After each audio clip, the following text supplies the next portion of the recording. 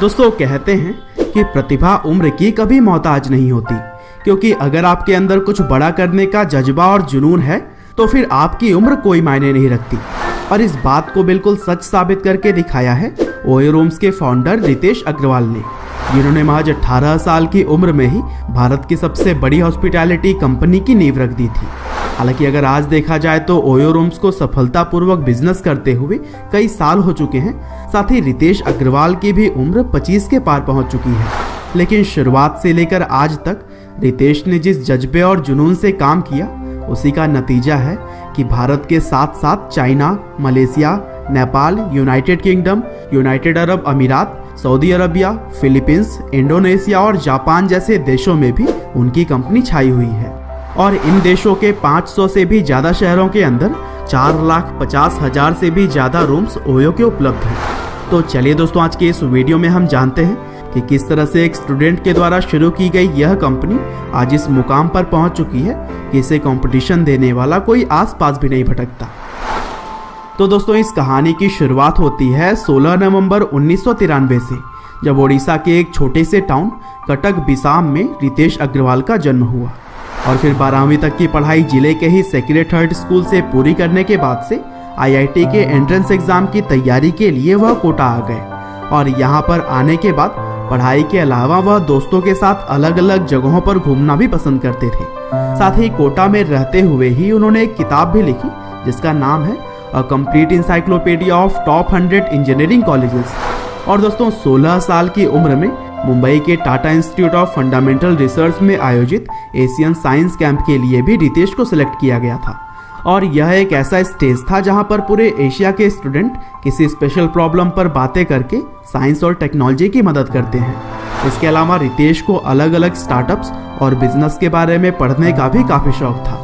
साथ ही वह मुंबई और दिल्ली में होने वाले अलग अलग सम्मेलन में भी हिस्सा लेने के लिए आया करते थे। और यही वजह थी कि रितेश को अपने बजट के अंदर ही होटल खोज कर रहना पड़ता था। और दोस्तों, इसी तरह से ही पैसों की बचत करते करते ही रितेश के दिमाग में एक बिजनेस का भी आइडिया आ गया। और इसी दौरान वह एयरबीएनबी नाम के एक कंपनी के मॉडल से भी काफ़ी प्रभावित हुए। दरअसल एयरबीएनबी भी सैन फ्रांसिस्को की एक ऑनलाइन मार्केट प्लेस और हॉस्पिटैलिटी सर्विस प्रोवाइड करने वाली ही कंपनी है। और फिर पूरे प्लानिंग के बाद से साल 2012 में रितेश ने अपने पहले स्टार्टअप ऑरवेल स्टेज की शुरुआत की। और इस कंपनी का मुख्य उद्देश्य था कम दाम पर लोगों के लिए कमरे उपलब्ध कराना, जिसे कि ऑनलाइन भी बुक किया जा सके। और दोस्तों, रितेश ने इस कंपनी को शुरू करने से पहले ही इतनी नॉलेज हासिल कर ली थी कि उन्हें सब कुछ पता था कि किस तरह से फंडिंग लेनी है और कैसे आगे बढ़ना है। और यही वजह थी कि बहुत ही जल्द उन्हें वेंचर नर्सरी से 30 लाख रुपए की फंडिंग मिल गई। और दोस्तों, अब रितेश के पास बिजनेस को आगे बढ़ाने के लिए पर्याप्त पैसे उपलब्ध थे।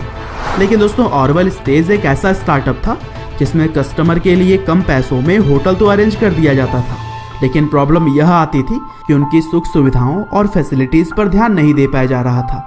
और इसीलिए धीरे धीरे ऑरवेल स्टेज की लोकप्रियता कम होने लगी थी। और फिर आगे चलकर रितेश ने ऑरवेल स्टेज की कमियों पर अच्छे से रिसर्च करके इस कंपनी को ओयो रूम्स नाम के अंतर्गत रीलॉन्च किया। और अब इस बार कम दामों के साथ साथ यात्रियों की सुविधाओं पर भी पूरा ध्यान दिया गया था।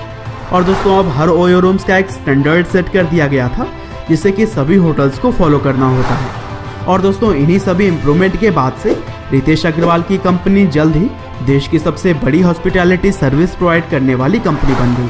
और दोस्तों, ओयो रूम्स के शानदार स्ट्रैटेजी को देखते हुए बहुत ही जल्द light speed venture partners, DSG consumer partners, sequoia capital और ग्रीनोक्स कैपिटल से कंपनी को कई $मिलियन की फंडिंग मिल गई।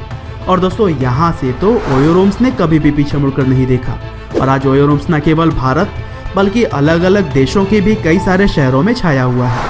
और दोस्तों, अंत में अगर देखा जाए तो ओयो रूम्स की कहानी उन हर युवा के लिए एक इंस्पिरेशन है जो कि अपनी लाइफ में मेहनत और संघर्ष से आगे बढ़ने को देख रहे हैं। और उम्मीद करते हैं कि ओयो रूम्स की यह कहानी आपको जरूर ही पसंद आई होगी। आपका बहुमूल्य समय देने के लिए बहुत बहुत धन्यवाद।